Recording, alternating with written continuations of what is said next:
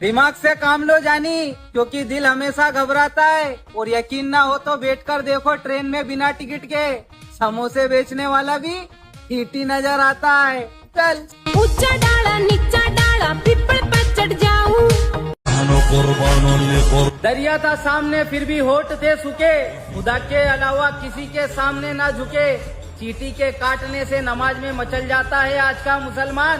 Karbala में तो तीर चल रहे थे फिर भी सजदे ना रुके।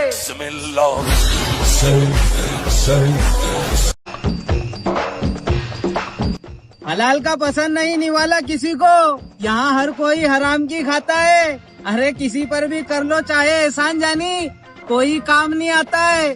और ये दोस्ती यारी की स्टोरी तो मैं भी लगा लूं जानी, लेकिन मैंने देखा है मुसीबत में गाड़ी की चाबी भी मांगो तो इनका कलेजा बाहर आ जाता है।